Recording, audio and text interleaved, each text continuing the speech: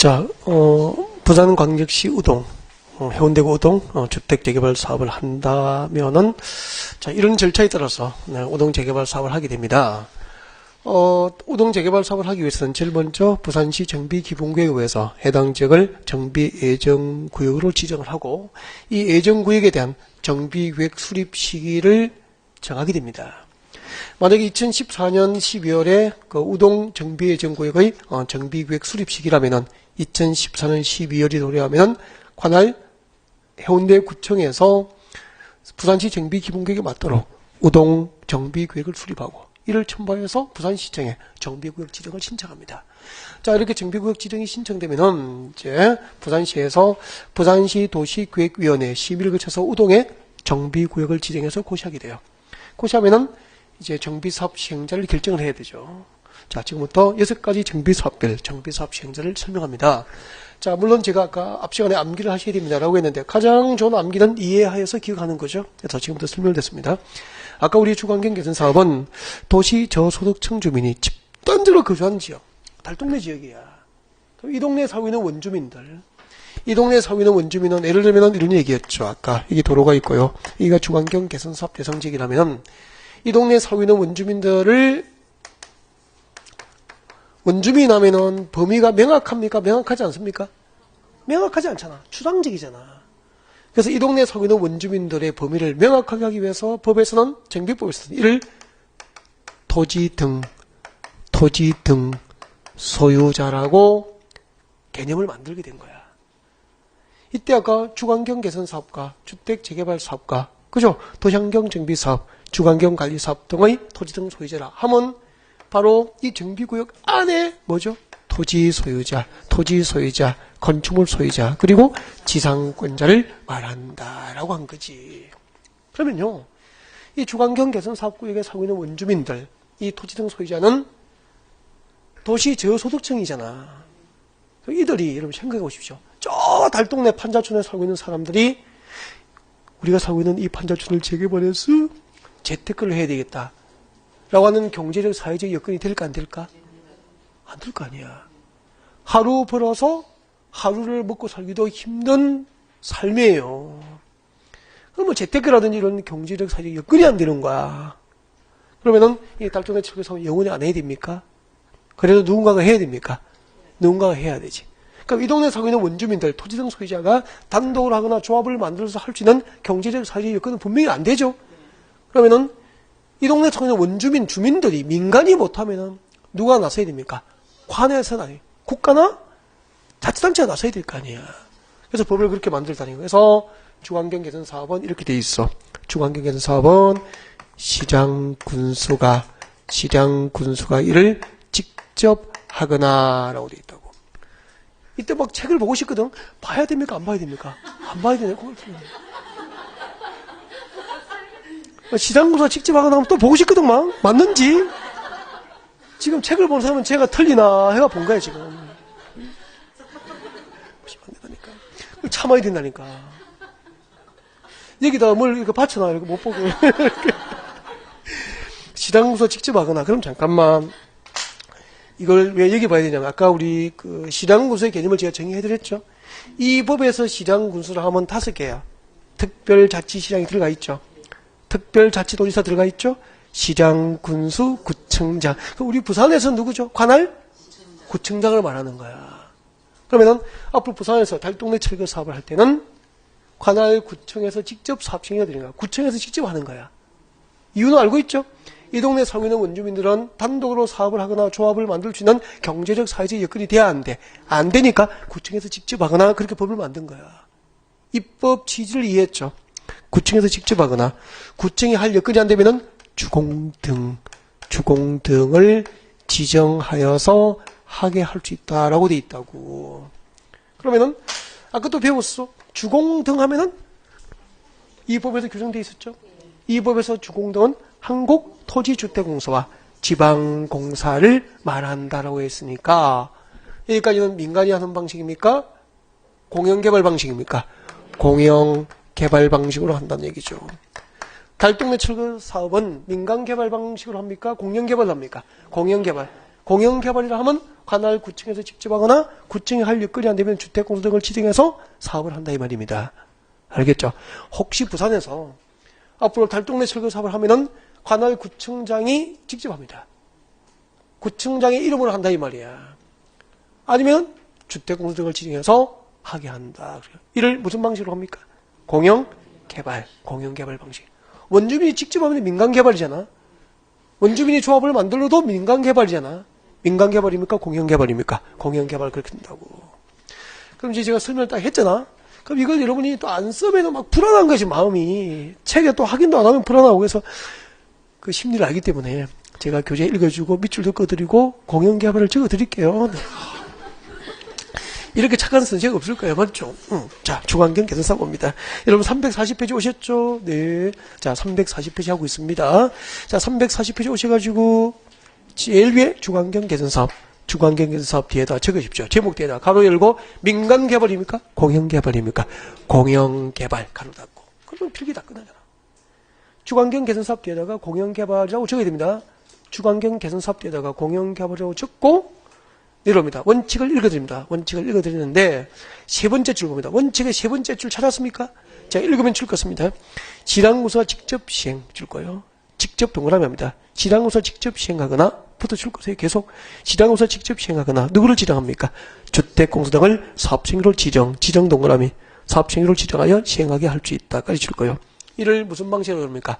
공영개발 방식으로 하는 거야. 앞으로 주관경 개선사업, 달동네 설계사업은 시장으로서 직접 하거나 주공등을 지정하여 하게 합니다. 무슨 방식이죠? 공영개발. 그러면 이제 필기 안에도 설명하고 교재에서 혼자 볼 수 있도록 다 준비해드렸죠? 네. 착하죠? 자, 그 다음에 고기 드시고 또 설명 들어요. 주관경 개선사업 했고요. 그 다음에 주관경 관리사업 내려옵니다. 주관경 관리사업. 여기를 보셔야 됩니다. 주관경 관리사업. 교재는 제가 다 챙겨드립니다. 주관경 관리사업. 주관경관리사업은 아까 이렇게 공부했죠. 개념을 정의할 때. 여기 단독주택과 다세대주택이 밀집한 지역 맞습니까? 그러면 가만히 생각해야 돼. 여기서 단독 다세대 밀집지역이야. 그럼 단독주택과 다세대주택이 밀집된 지역은 우리 해운대 신도시처럼 하루아침에 계획적으로 도시계획으로 계획을 해서 계획적으로 개발된 곳입니까? 수십 년 동안 자연스럽게 시가지가 형성됩니까? 자연스럽게 수십 년 동안 시가지가 형성됐단 말이야.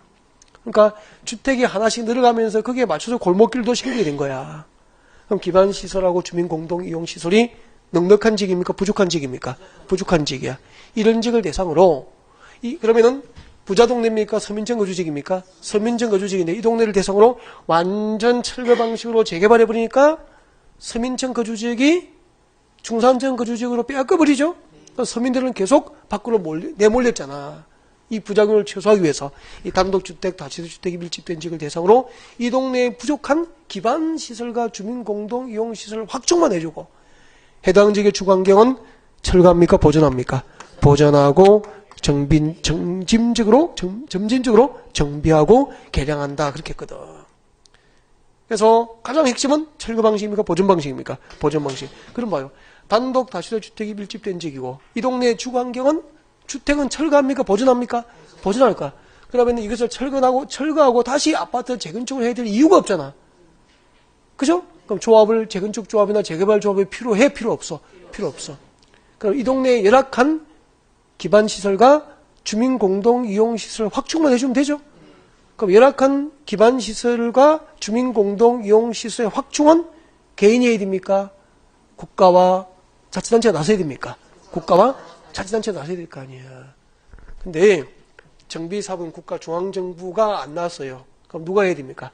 자치단체에서. 그래서 주관경관리사업도 관할 시장군수가 직접 합니다. 관할 시장군수가 직접 하거나 누구를 지정합니까? 주공등을 지정하여 하게 합니다. 그러면 무슨 방식이죠? 공영개발이죠. 공영개발.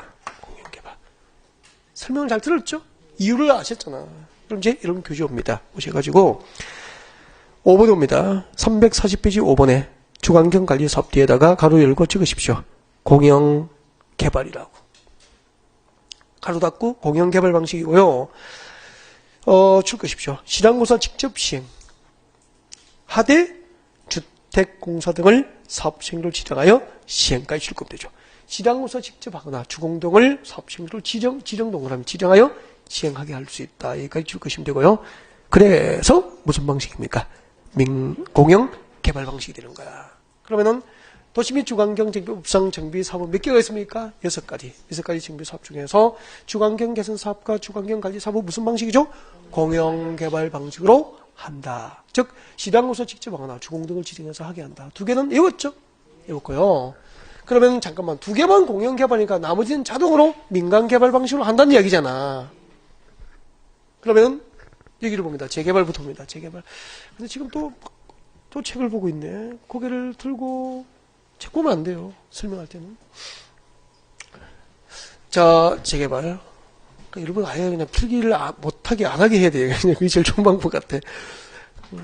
자, 뭔가 쓰고 있고 뭔가 혼자 뭐 하면 항상 안 됩니다. 네. 항상 집중해라. 집중해라. 필기 못한 건 괜찮은데 못 듣는 것은 바로 불합격하고 연결되는 생각하면 돼. 필기는 다시 하면 되는데. 그죠? 보시고 재개발, 재건축. 재개발은 서민층 거주지역이야. 정비 기반 시설이 열악하고 노후 불량업체에 밀집된 지역. 기반 시설이 열악한 동네는 좀 서민층 거주지역이에요. 그리고 아파트 지역이 많습니까? 단독 다세대 밀집 지역입니까? 단독 다세대 주택이 밀집된 지역이지. 서민층 거주지역이라. 그럼 봐요. 이 주택 재개발 사업은 서민층 거주지이기 때문에 이 동네에 살고 있는 원주민들 누구죠? 토지등 소유자잖아. 토지등 소유자는 정비구역 안에 누구죠? 토지 소유자, 건축물 소유자, 지상권자. 그들은 부자입니까? 서민입니까? 서민층이라. 그러면은 이들이 사업을 할 때, 재개발을, 그 동네를 재개발할 때, 이 동네에 살고 있는 토지등 소유자가 단독으로 사업 시행자가 되기에는 경제적, 사회적 부담이 크겠죠. 그래서 단독으로 해야 됩니까? 단체를 만들어야 됩니까? 단체. 그게 조합이다, 이 말이야. 그래서 재개발 사업은 재개발 조합을 만들어서 해라라고 법을 만들게 된 거야. 그래서 주택 재개발 사업은, 네, 법상 누가 사업을 시행하는 게 원칙입니까? 조합. 재개발 사업 시행자는 조합이 된 거야. 지금 재개발은 재개발 조합을 만들어서 한다는 것은 국민 상식 아닙니까? 그렇죠. 재건축 보십시오. 재건축은 중산층 거주지역이죠. 중산층 거주지역인데 이 동네에 살고 있는 토지등 소유자, 건축물과 그 부속 토지 소유자 아닙니까? 이 동네에 아파트 하나 있고 그 대지 지분이 있다고 해서 단독으로 여러분 아파트 재건축하면은 여러분이 단독으로 사업 시행자 될 수는 있어 없어? 경제적 사회적 여건이 안 될 거 아니야. 그래서 이것도 뭘 만들어서 해야 됩니까? 조합. 그래서 재건축도 재건축 조합을 만들어서 하게 돼. 예월 일이 아니다. 예월 일이.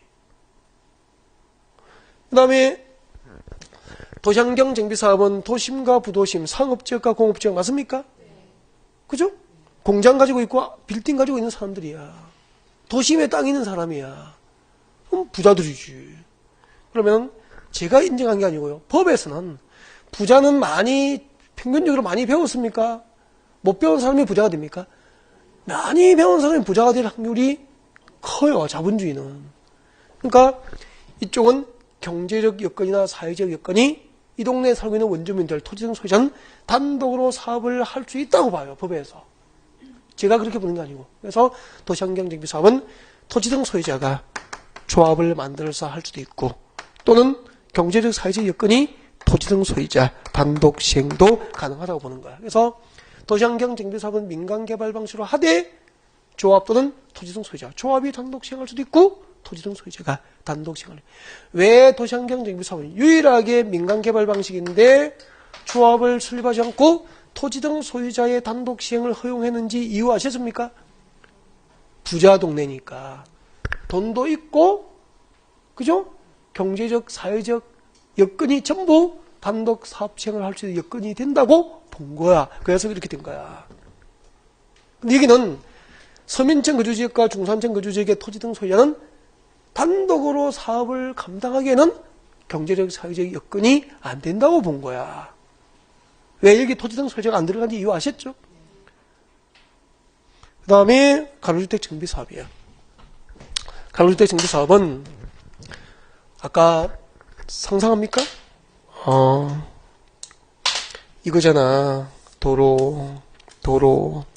도로로 둘러싸여진 이 가로구역 안에 노후 불량수에 밀집된 지역을 대상으로 했다고.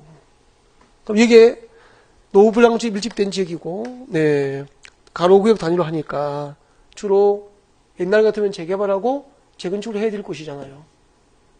그죠? 근데 규모를 키웠습니까? 줄인 겁니까? 줄여서 한 거지, 소규모로. 그럼 재개발, 재건축을 해야 되니까 이 동네도 중산층 아니면 서민층 거주지역이거든? 그럼 단독으로 사업을 할 수 있을까, 없을까? 없으니까 뭘 만들어야 됩니까? 조합. 그래서 가로주택 정비 사업도 이를 조합이 한다. 이 법을 만든 거죠. 그러면은 두 가지 주관경 개선 사업과 주관경 관리 사업은 공영 개발이고 나머지는 전부 민간 개발 방식인데 민간 개발 방식은 곧 조합을 만들어서 정비 사업을 하면은 민간 개발이 되는 거야. 단 가장 고소득층 거주지가 됩니까? 도시환경 정비 사업은 토지 등 소유자는 조합을 만들어서 할 수도 있고 단독으로 정비 사업을 수행할 수 있는 경제적 사회적 여건이 된다라고 본 거지. 그럼 다 외웠네. 정비법상 정비사업 시행자 원칙까지 여기까지 하면 얼추 수험 준비가 다 돼요. 이게 이제 예외만 조금만 보완을 하면 돼요. 앞으로 남은 시간으로. 그러니까 우리 기초과정에서 원칙까지 외우면 완벽한 거 아닙니까? 여기까지죠. 다 외워버렸네. 다 외웠죠. 그러면은 나머지 자 주택재개발입니다. 340페이지 주택재개발 사업. 자 밑에 주택재개발 사업 뒤에다 제목 뒤에다가 공영개발입니까? 민간개발입니까? 민간개발 적어요. 빨리. 민간개발 적고 그 밑에 줄 것이십시오. 주택재개발조합이 사업을 시행 줄 거면 되죠. 주택재개발조합이 사업을 시행 밑에다가 원칙 적어놓고 내려옵니다. 주택재건축 사업 뒤에 적어요. 공영개발입니까? 민간개발입니까? 민간개발 적어놓고 밑줄 것이십시오. 주택재건축 조합이 사업을 시행 밑줄 긋고 조합이 사업을 시행하는 게 원칙이죠. 밑에다가 원칙. 도시환경 정비 사업 내려옵니다. 도시환경 정비 사업도 공영개발입니까? 민간개발입니까? 민간개발. 민간개발. 필기 빨리 합니다. 민간개발. 줄 것이십시오. 도시환경정비조합 또는 토지 등 소유자가 시행. 줄 것고 밑에다가 원칙. 도시환경 정비 사업은 조합이 하거나 또는 토지 등 소유자가 단독 시행이 가능하게 됩니다. 그 다음에 건너편에 가로주택 정비 사업이죠. 가로주택 정비 사업도 공영개발입니까? 민간개발입니까? 민간개발 적고 가로주택 정비 사업 뒤에다가 민간개발 적고 그 다음에 줄 긋죠. 조합이 시행 밑줄 긋고 원칙 적으면 됩니다. 여기까지. 그러니까 원칙이 완벽하게 정리되면 그 다음에 뭐를 들어가야 되죠? 예외를 들어가야 되지. 처음부터 원칙과 예외를 섞어놓고 어려워하고 좌절하지 마라 이 말입니다. 아시겠죠? 주로 시험은 시행자는 어디에서 많이 나옵니까? 원칙에서 많이 나와요. 자, 그 다음에 이제 고기 드시고 또 시간 지났습니다. 빨리. 그러니까 필기나 밑줄 끄는 것은 딱 속도가 빨라야 됩니다. 빨리 하고 그 다음에 제가 이야기를 했을 건데 형광펜 칠하라 그래서 안 칠하라 그래서 하지 말라 그랬죠. 형광펜 가지고 오지 마요. 볼펜만 딱 연필이나 볼펜 한 색깔로 하고 어떤 여자분들 보면 막 볼펜으로 줄 긋고 자를 대요. 자를 대가 줄 긋고 또 그 위에다 형광펜 칠하고 앞에 파란 걸로 또 별표 만들고 막 이렇게 해요. 책은 이쁜데 모의고사 시험 치면 18점 막 공부. 이런 진짜 책 장식 만드는 소리. 장식하지만 그렇게 하면 따라올 수가 없어. 늦어서. 무슨 말인지 알겠죠? 지금 기본서는 지금 우리 입문서고 기본서는 800페이지 넘는다니까 840페이지를 하루에 100페이지를 지나 나가야 될 거 아니야. 8주에 마무리하려면 100페이지를 읽고 지나 100페이지 읽기도 힘들어요. 근데 설명까지 해야 되잖아. 그럼 제가 밑줄을 그을 때까지 기다려주고 하지 않나 말이야. 그럼 들 때 벌써 지나가 버리는데 어디 줄 걸지도 몰라 나중에 보면은. 그러니까 그 위에다 형광펜까지 칠하고 오니까 꼭 안 될 것만 골라서 한다니까. 그런 거 하지 말라고. 책은 보면 진짜 이쁘다니까. 막 볼펜 자를 대가 줄을 쫙 긋고 필기도 깨끗이 했어 해가지고 그 위에 노랗게 형광 볼펜도 칠하고 그다음 여름에 또 엎드려 자다가 침 흘려가지고 번져가지고 책은 공부를 엄청 한 것 같다. 책만 보면은 이번에 모의고사 보면 60점이야 공법이 60점인데 알고 보니까 18점 나오고 책 장식 보고 합격시켜주는 거 아닙니다. 네. 여기는 연구하는 곳입니까? 공부하는 곳입니까? 시험 준비하는 곳입니까? 시험 공부하는 목표를 알아야 돼요. 지금 우리가 준비하면서 시험을 준비하는 거지 공부를 잘하는 게 아니에요. 연구하는 게 아니다. 연구하는 거. 장식하는 것도 아니고.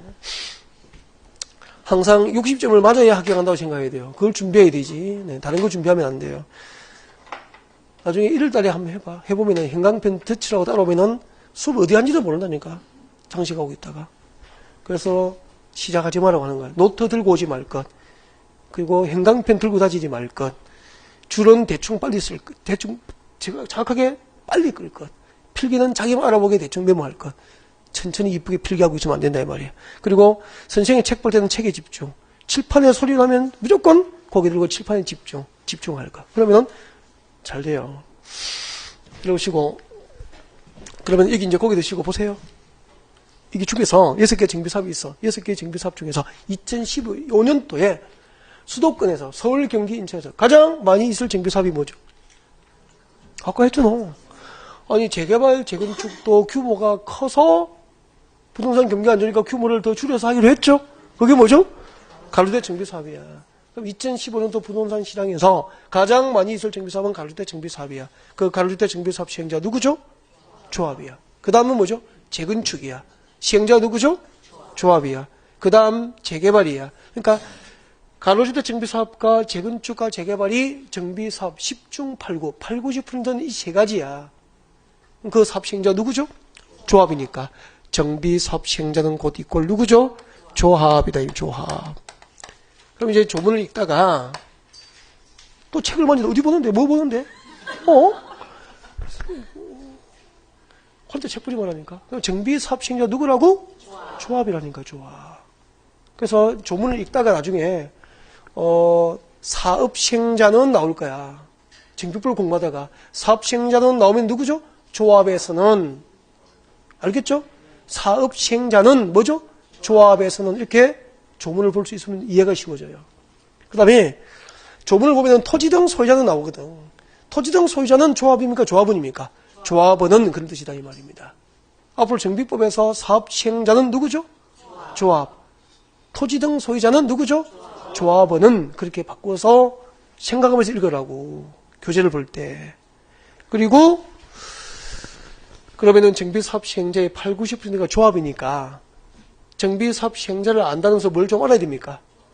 조합을 알아야 될 거 아니야. 그래서 지금부터 정비사업 시행자 누구를 공부하죠? 조합. 그럼 이제 제가 몇 페이지를 가져가면 그때 움직이는 거야. 교재 움직이지 말라고. 341페이지. 341페이지 그대로 있어야 되지. 341페이지 5번 봅니다. 5번. 5번에 지금 페이지가 다른 페이지에 가 있으면은 중간에 한번 넘긴 거예요. 그죠? 네. 341페이지 5번. 됐습니까? 조합 설립 추진위원회의 구성 및 정비사업조합의 설립 나와 있다고 발표하시고요. 발표하시고 341페이지 5번 발표하시고 그 페이지 제일 위에 필기예요. 그 페이지 제일 위에. 그 페이지 제일 위에 필기합니다. 자, 지금부터 정비사업조합. 자, 정비사업조합을 어떻게 만들까? 조합 설립. 조합 설립. 조합 설립. 정비조합의 설립 절차를 합니다. 그럼 제가 필기를 여기에서 여기 위에 적었으니까 필기가 옆으로 간다는 겁니까? 밑으로 내려간다는 겁니까? 밑으로. 그러면 저 위에다 적어서 밑에 공간을 확보하라고. 밑에 그 공간이 많이 있어 내려가다 보면은 그 공간들을 활용해서 적으면 돼요. 알겠죠? 네. 자, 시작합니다. 정비사업조합. 재개발조합과 재건축조합을 어떤 과정을 통해서 조합이 만들어질까? 정비조합 설립 절차입니다. 여러분 동네 재개발하면 재개발조합은 이런 과정을 통해서 조합이 만들어지는 거야. 자, 정비사업조합은 제일 먼저 1번 조합 설립 추진위원회 적어요. 추진위원회를 구성을 합니다. 추진위원회를 구성합니다. 조합 설립 추진위원회를 구성합니다. 이때 이제 설립 추진위원회를 구성할 수 있는 요건이 있어요. 요건은 안 적을 거예요. 적지 말고 듣기만 들어요. 조합 설립 추진위원회를 구성할 때는 토지 등 소유자가 나중에 조합이 되잖아. 그 조합은 자기를 갖고 있는 토지 등 소유자 과반수의 동의서를 받아야 돼요. 과반수의 동의를 얻고 위원장을 포함한 5인 이상의 위원으로 추진위원회를 구성해서 자, 적으십시오. 그 구성에 대해서 시장 군수로부터 승인을 받습니다. 이 승인을 받으면은 조합 설립 추진위원회가 공식적으로 출범하게 됩니다. 누구에게 승인받죠? 시장 군수. 이때 시장 군수의 개념에는 구청장이 포함되어 있죠? 그러니까 우리 우동 재개발조합 설립 추진위원회를 구성할 때는 그 구성에 관하여 관할 해운대구청장으로부터 구성 승인을 받으면 우동 재개발조합 설립 추진위원회가 구성이 돼요. 정비조합을 설립할 때는 제일 먼저 추진위원회를 구성합니다. 그 추진위원회, 구성된 추진위원회에서 조합 설립을 위한 준비를 하게 돼 있다고. 자, 이렇게 추진위원회가 구성되면 그 추진위원회에서 조합의 정관을 작성합니다. 조합의 정관을 작성합니다. 조합의 정관을 작성하죠. 정관이 뭐냐면은 그 헌법을 국가를 만들려면 뭐가 있어야 되죠? 헌법이 있어야 국가를 구성합니다. 그러니까 입법부, 사법부, 행정부를 둔다. 어디에서 규정되어 있죠? 헌법으로 규정되어 있다니까. 그때 행정부의 수반, 국가 원수로서의 지위를 갖는 자는 대통령이다. 헌법에 규정되어 있다니까. 네, 헌법이 있어야 국가를 구성하지. 아니, 우리가 친목계를 만들어도 뭐가 필요합니까? 회칙이 있어야 되잖아. 조합을 만들려면 뭐가 있어야 되죠? 정관이 있어야 정관. 조합의 구성에 관하여 기본적인 사항을 조합원 자격 등을 여기서 다 규정하는 거야. 정관으로. 그럼 추진위원회를 만들어가지고 추진위원회에서 조합의 기본적인 사항을 조합 구성에 관하여 필요한 사항을 정관으로 정하게 되는 거야. 자, 정관이 만들어지면 이제 조합 설립 인가를 신청합니다. 인가. 조합의 설립은 인가를 받아야 됩니다. 인가. 이게 이제 조합의 설립 절차가 되는 거야. 인가를 받아야 되는데 누구의 인가를 받냐면은 시장군수의 인가를 받게 되죠. 그러면은 정비법에서 시장군수의 개념은 아까 몇 개죠? 5개. 누구죠?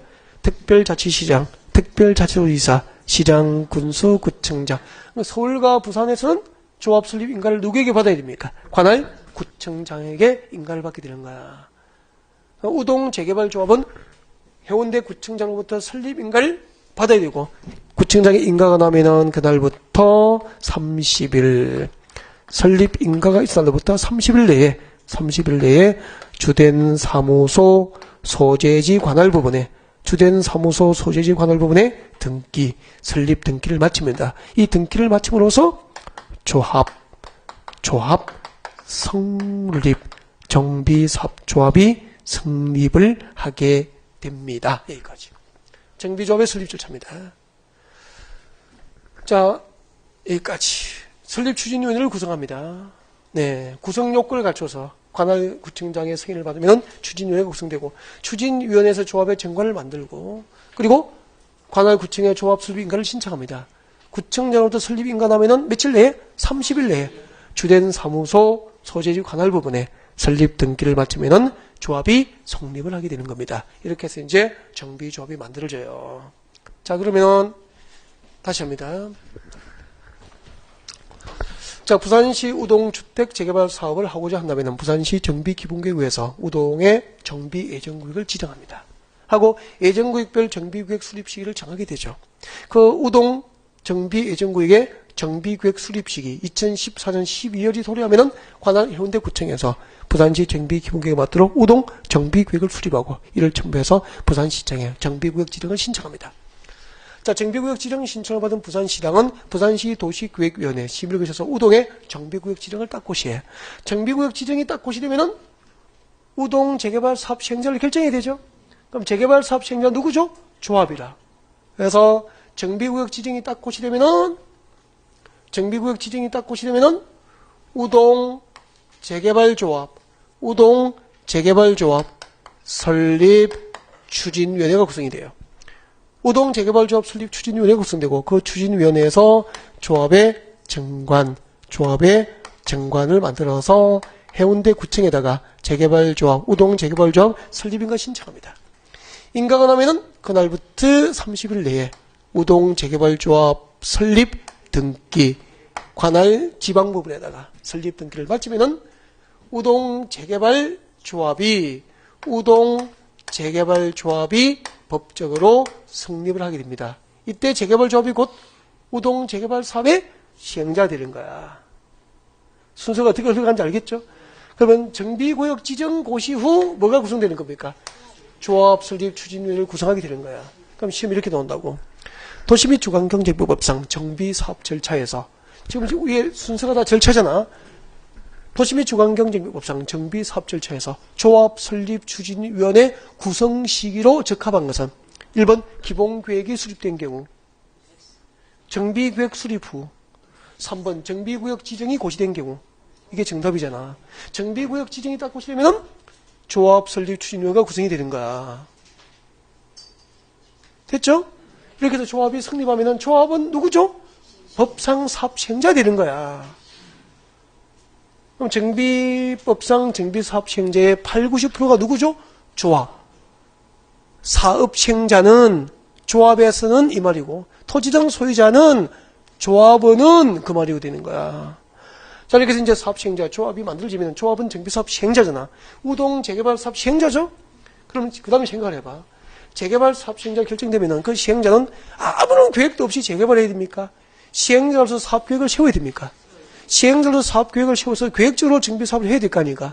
그래서 시행자가 결정되면 그 시행자, 조합은 정비사업시행자로서 우동 재개발 사업시행계획을 작성한다 이 말입니다. 그럼 정비법상 정비사업시행계획은 누가 작성합니까? 조합, 시행자가 작성하는 거야. 이렇게 흐름을 잡아서 사업시행계획을 조합이 작성한다라고 기억이 돼야 되는데 또 외운다 쪽지에 사업시행자 작성, 사업시행계획은 작성자, 조합 막 이렇게 외우는 거야. 아무 이유도 없이. 뭔지도 모르고 외운지도 몰라 그냥 외우네 쪽지에. 그렇게 외워져 그게. 이쪽으로 넣으면 이쪽으로 나가버리고 공부는 연락해 도시락 싸가지고 하는데 점수도 안 나오는 거야 이제. 억울하잖아. 공부 열심히 하는데 성적이 안 나오니까. 고등학교 때 우리 고등학교 때 1학년 입학을 했어. 고등학교 입학하면 중학교가 출신 중학교가 다 다르잖아. 그 이제 첫 월말고사를 보면 이제 우리 반에서 누가 공부를 잘하는지 모르잖아. 이제 우리 중학교 다 다르기 때문에 고등학교 1학년 때 우리 다 입학했어. 이제 입학해가지고 다 어떤 녀석이 나보다 공부를 좀 잘할까? 나도 좀 하는데 우리 중학교 때 나도 잘했는데 누가 우리 반에 공부를 잘하는 애들일까? 다 이렇게 서로 호시탐탐 이렇게 사태 막 이렇게 파악하기 시작한 친구들 파악하잖아. 안 했나 그런 거 하잖아. 누가 1등일까 딱 보잖아. 그런데 아니 고 1대 우리 딱 입학해가지고 딱 중학교 다니니까 너는 어디 중학교 나와서 난 어디 나왔는데 하고 막 이야기하고 어떤 놈이 나보다 공부를 잘할까 막 파악 중인데 세상에 한 놈이 말도 인사도 하지 않고 말도 안 교탁면에 다 앉아가지고 검정불태 그때는 검정불태 쓰면은 보통 우등생이었잖아. 검정불태 쓰고 딱 밑에 앉아 있더라고. 그래가지고 우리 담배 피러 갈 때도 고 일단은 이야기야 그렇다는 이야기야. 막 우리 담배 피러 갈 때도 이 친구는 탁 쉬는 시간 앉아서 책만 보고 있고 화장실만 딱 다녀오고 딱 그런 거야. 그래서 우리 전부 다 마음속으로 짐작해서 1등은 쟤다. 1등은 쟤고 2등, 3등부터 이제 우리 싸움이다 이제 누군지 보자 이제 그렇게 해서 그래서 이제 고등학교 1학년 첫 월말고사 보는 관심들이 진짜 많잖아, 막. 누가 1등인지 막 보려고. 그때 이제 그 월말고사 결과가 나와야 누가 우리 반에서 공부를 잘하는 녀석인지 알 수 있게 된단 말이야. 그래서 전부 다 친구들은 그의 성적을 궁금한 거야. 그때 60명이었거든, 우리 반이. 60명인데, 기억합니다. 60분의 57이었다? 다 충격이었잖아. 멘붕. 와. 그래서 우리 전부 다 이제, 아니야. 제가 실수했을 거야. 뭔가 있을 거야. 처음이니까. 근데 그애가 3년 동안 2번 나하고 같은 반 했거든. 2번 했는데 55m로 내려가는 경우는 별로 없을 것 같아.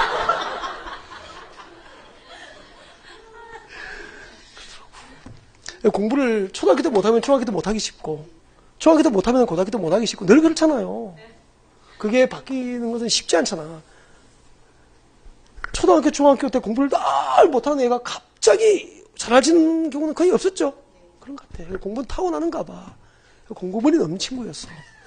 그래가지고 막 재수하고 삼수해가지고 전문대학 들어갔다. 근데 동창회 가면은 괜찮아요. 근데 공부가 또 전부는 아닌 거야. 아빠가 그 공단에 중소기업 하셨거든. 물려받아가지고 착하니까 또 사업은 잘하더라고. 그런 거죠. 그죠? 공부가 다는 아니지 뭐. 착하고 성실하니까 그렇더라고. 그래서 우리가 이야기하잖아. 요즘에도 만나면 너 그때 1등인 줄 알았다고. 불가사의야 그냥. 그 친구는 얼마나 억울해. 널 공부했다니까. 근데 궁금한 게 그때 책에서 뭘 보고 있었을까 이게 궁금한 거야.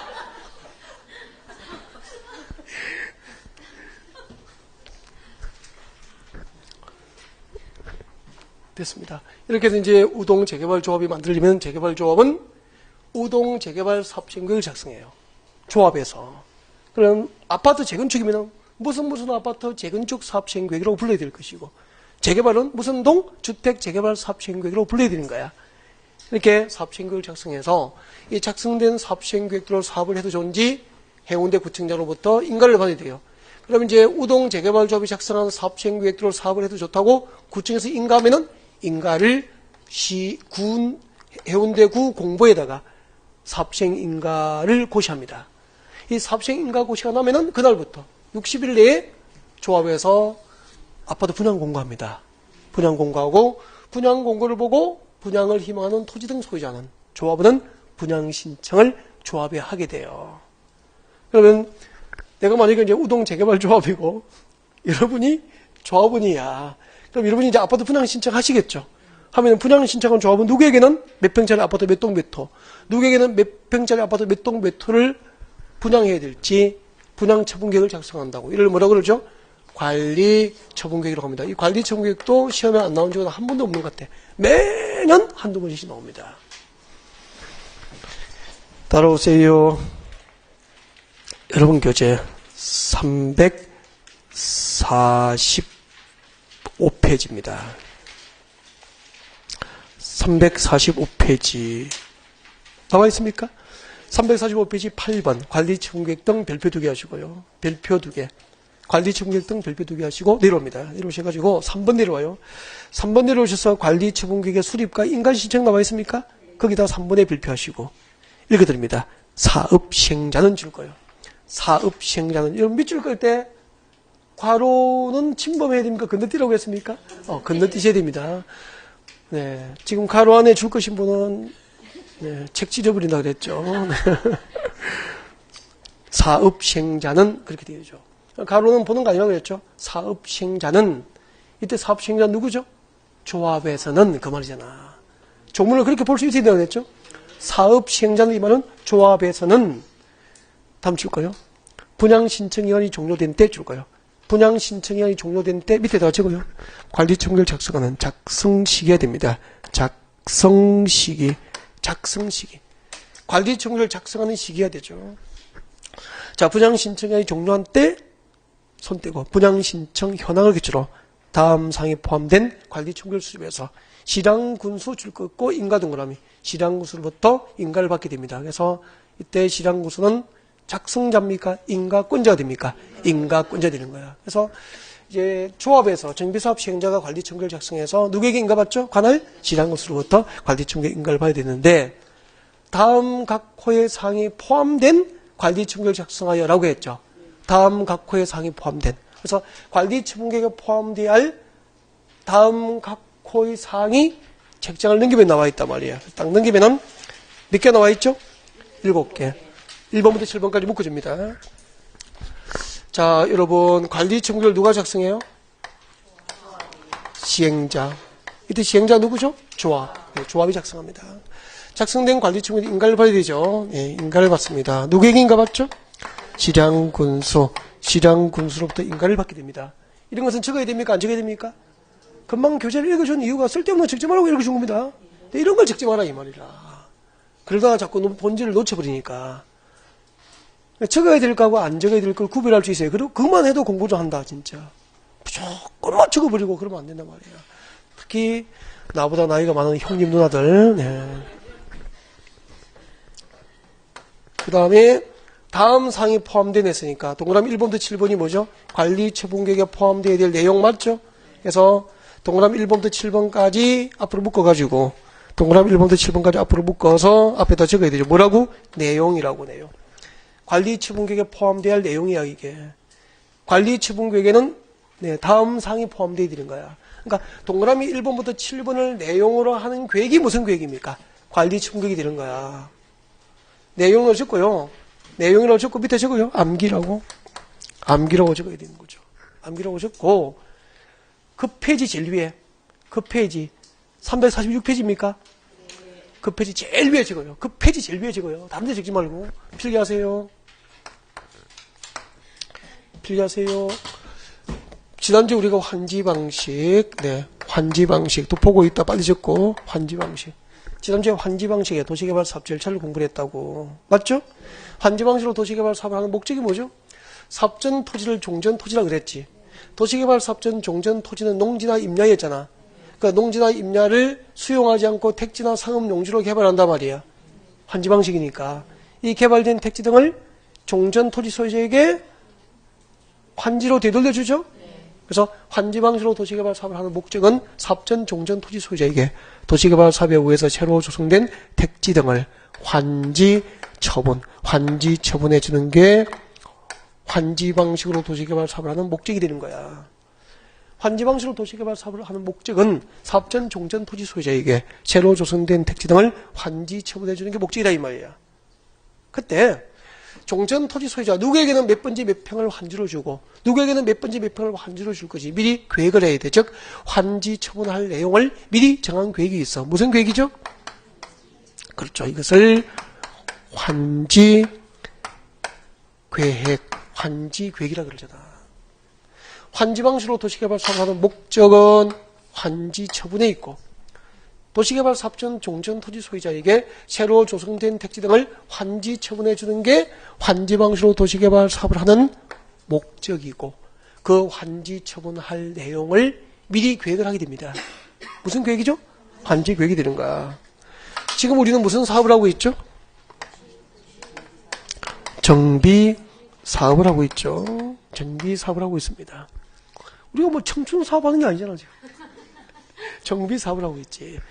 정비 사업의 목적은 뭐죠? 우리가 재개발, 재건축을 하는 사업, 재개발, 재건축 등 정비 사업을 하는 목적은 조합원의 종전건축물이 노후 불량수로 판정돼서 구조 안전상 문제가 있으니까 위험하니까 새 아파트를 지어서 조합원들에게 뭐 해주는 게 목적이죠?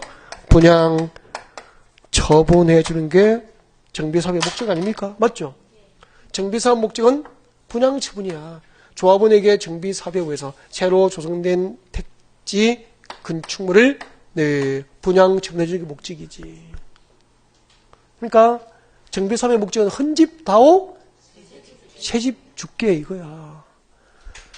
그러면은 그때 분양 처분할 때 누구에게는 분양 신청한 조합은 누구에게는 몇 평짜리 아파트 몇 동 몇 호, 누구에게는 몇 평짜리 아파트 몇 동 몇 호를 분양할지 미리 계획을 해둬야 된단 말이야. 그 분양 처분할 내용을 미리 정한 계획이 무슨 계획입니까? 관리 처분 계획이 되는 거야. 그러니까 도시개발법상 환지 계획이라고 부르는 것을 정비법에서는 뭐라고 부르는 거죠? 관리 처분 계획이라고 부르는 같은 말이야.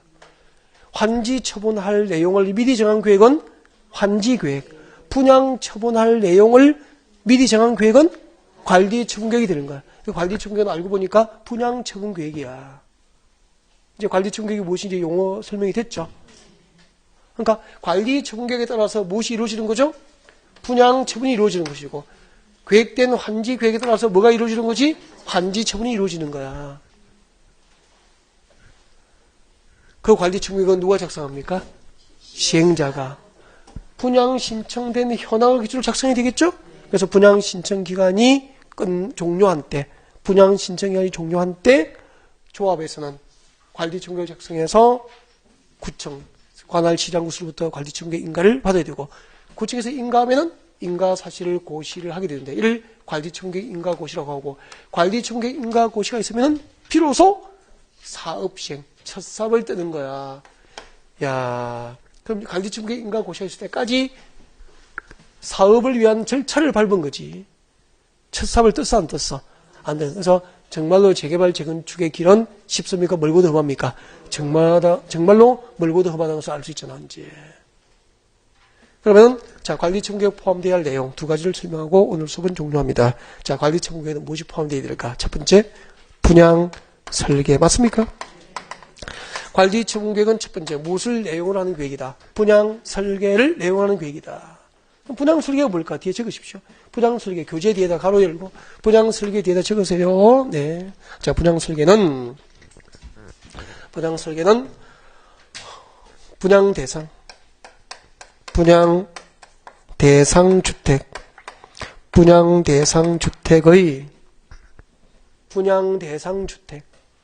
분양 대상 주택의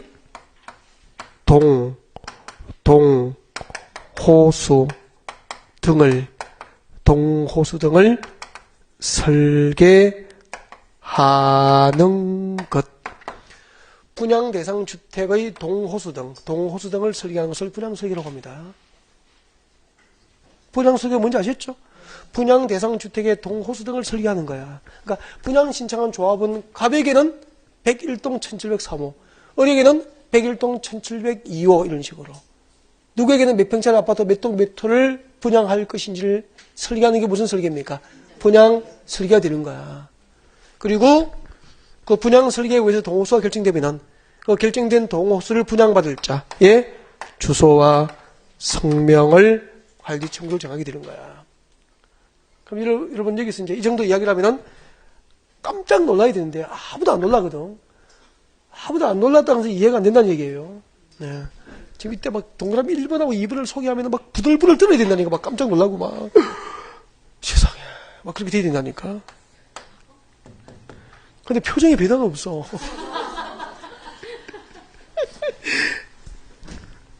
보세요. 이게 이제 우동에서 재개발 사업을 할 거 아니야. 이 관리청의 인가고시에서는 사업시행에 들어가죠? 우리 그림을 한번 봐요. 사업시행 공사에 들어간다고. 그러면 재개발할 때니까 우동 재개발 사고 이건 정비기반시 양호한지입니까? 열악한지입니까? 열악하고 기반시 열악하고 세금물입니까? 노후불량 건축물입니까? 노후불량주로 판정된 건물이 밀집되어 있었겠지. 그럼 이제 관리청의 인가고시 후에 우동에서는 재개발 사업에 들어가겠죠? 재개발 사업은 보전 방식입니까? 아까 철거 방식입니까? 철거 방식이니까 노후 불량 건축으로 판정된 건물은 철거하겠죠? 철거하고 이 동네는 기반시설이 양호했습니까? 열악했습니까? 열악했으니까 기반시설을 확충해야 되겠죠? 넓은 도로가 신설됩니다. 벌써 뭐 딱 재개발되니까 동네 때깔이 달라지잖아. 이렇게 바뀐다고 이렇게. 그리고 주차시설, 주차장 만듭니다. 주차장 만들고 여기에 공공도서관도 지어줍니다. 와 진짜 좋다. 여기 공원도 조성됩니다. 이렇게 바뀐다고. 그리고 노후 불량 철거된 이 대지에는 새 아파트 짓습니다. 이렇게 정비 사업이 이루어지겠죠. 그죠? 이루어지고 입주 시기가 되면은 입주를 하게 됩니다. 이때 만약에 조합원이 3,000명이야. 입주 시대수가 3,000시대라고 하자. 3,000시대인데 조합원이 만약에 2,000명이야. 그럼 나머지 1,000시대가 남죠? 조합원에게 2,000시대를 분양해주고 나머지 1,000시대를 팔아서 재개발 사업 비용을 마련하는 거야. 알겠죠? 그러면은 용적률이 높아야 배웠잖아. 용적률이 크게 허용되면 높으면은 높게 지을 수 있죠? 높게 지어야 재개발하기 전에 여기 이 동네는 그죠? 만약에 층수가 뭐 10층이었다면은 재개발할 때는 20층을 지어야 조합원에게 10층 주고 나머지 10층을 팔아서 재개발 사업 비용을 마련할 거 아닙니까? 근데 부동산 경기가 안 좋으면 분양가가 올라갑니까? 떨어집니까? 떨어지고 미분양이 생길 거 아니야. 그럼 사업비를 마련할 수 있어? 없어? 없어. 그럼 포기한다 이 말입니다. 어떤 원리인지 알겠죠?